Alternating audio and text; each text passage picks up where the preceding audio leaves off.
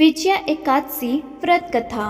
विजया एकादशी हिंदू धर्म में महत्वपूर्ण एकादशी व्रतों में से एक मानी जाती है। यह व्रत फागुन मास के कृष्ण पक्ष की एकादशी को आता है। विजया का अर्थ है विजय या जीत, और इस दिन व्रत रखने से जीवन में सभी प्रकार की बाधाओं और संकटों से मुक्ति मिलती है तथा विजय प्राप्त होती है। विजया एकादशी व्रत कथा। स्कंद पुराण में इस एकादशी के महिमा का वर्णन किया गया है। महाराज युधिष्ठिर ने पूछा, हे वासुदेव, फागुन मास के कृष्ण पक्ष में कौन सी एकादशी आती है? कृपया आप मुझे बताइए। भगवान श्री कृष्ण ने कहा, हे युधिष्ठिर, एक बार कमल पर विराजमान ब्रह्मा जी से नारद जी ने पूछा, हे सुरश्रेष्ठ, फागुन मास के कृष्ण पक्ष में विजया एकादशी आती है, उसका पालन करने से कौन सा पुण्य प्राप्त होता है? इसके बारे में आप मुझे बताइए। ब्रह्मदेव ने कहा, हे नारद, सुनो, मैं तुम्हें एक कथा सुनाता हूँ जो सब पापों का हरण करने वाली है। यह व्रत बहुत प्राचीन और पवित्र है। यह विजया एकादशी राजाओं को विजय प्रदान करने वाली है। बहुत पहले जब श्री राम 14 वर्षों के लिए वनवास गए तो पंचवटी में सीता और लक्ष्मण के साथ निवास करते। वहां से रावण ने सीता हरण किया। इस दुख से उन्हें व्याकुलता हुई। सीता की तलाश में वन में भटकते हुए उन्हें जटायु मिला जो मरणासन था। उसके पश्चात उन्होंने वन में कबंध राक्षस का वध किया। सुग्रीव से मित्रता करके श्री रामचंद्र जी ने वानर सेना को संगठित किया। हनुमान श्री राम की मुद्रा को लेकर लंका गए और सीता जी की तलाश करके लौट आए।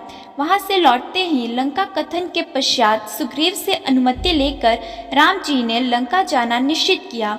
सागर तीर आने पर वे लक्ष्मण से कहने लगे, हे सुमित्रा नंदन, इस अगाध सागर में अनेक भयानक जीव जंतु हैं। इसे सुगमता से कैसे पार करें? कोई उपाय सूझ नहीं रहा। लक्ष्मण ने कहा, महाराज, आप ही आदि देव और पुराण पुरुषोत्तम हैं। आपसे कुछ भी छिपाना असंभव है। इस द्वीप में प्राचीन काल से बकदराफ मुनि रहते हैं। पास ही में उनका आश्रम है। हे रघुनंदन, उन्हें इस समस्या का समाधान पूछते हैं। विजया एकादशी के पालन से विजय मिलता है। हे राजन, इस व्रत की विधि इस प्रकार है। 10वें दिन सोने, चांदी, पीतल, तांबा अथवा मिट्टी के एक कलश की स्थापना करें।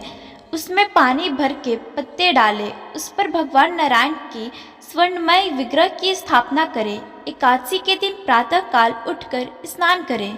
उसके बाद पुष्पमाला, चंदन, सुपारी, नारियल अर्पण करें और उस कलश की पूजा करनी चाहिए।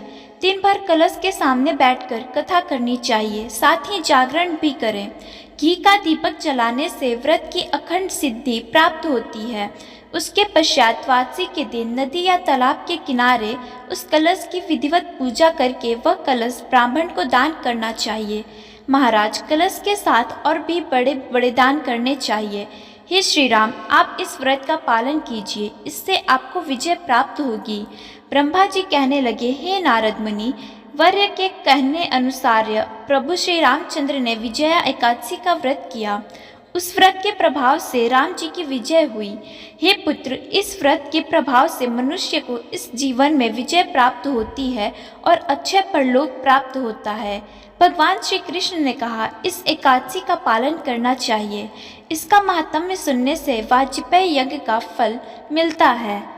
राधे राधे, धन्यवाद।